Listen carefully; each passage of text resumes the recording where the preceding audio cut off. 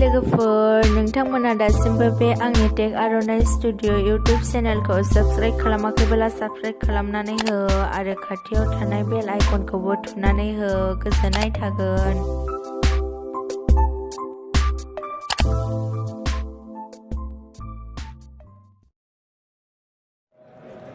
सम बेखायनो सानो आङो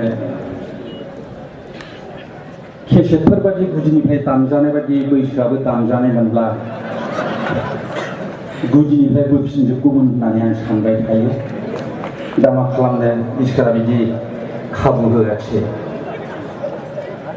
खम गोबावसै बोरायलायबाय बेसे लं लिभ बुंलाबाय नो रेस्ट एखमबा मालाबा सोरखौबा मुर्दाबाद होनो एखमबा मालाबा जानदेंगे राजलेंगे होनो मालाबा दिबाय आसाम पिपि होनो बे लं लिभजोंनो बोरायलांबाय आं।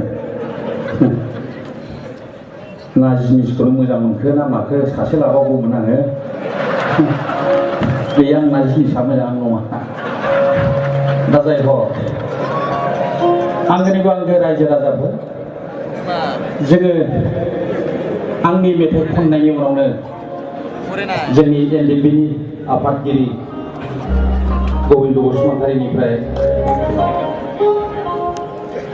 आद्रि खालामथावै खौरांफोरखौ खोनानो मोनगोन, आद्रि खालामथावै बोसोनफोरखौ मोनगोन। बेनिखायनो अननानै रायजोफोर दान्दिसे थाथ' जोङो जोंनि आलासिनि बिबुंथिफोरखौ खोनासंगोन आरो गेजेर जोंनि गसाइ दैमारिमोन दं, ओमफ्राय आंबोथ' दंबाय थायो। गेजेर रोजाबलांबाय थागोन। बे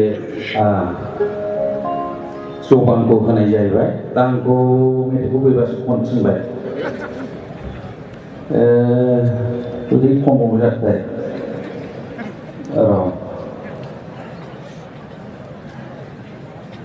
ओरैनो थास्लायस्लाय गोसोथोलायनायखौ खनसां बे खौसे जाखौ बेसे बुंबावनो बुंला। दा गोसोथोलायनाया बन्द थाया। ना सनिबार दं ना रबिबार दं बेखौनो बुंनो नागिरबाय आरो। सनिबार गैया रबिबार गैया गोसो थोलायनाया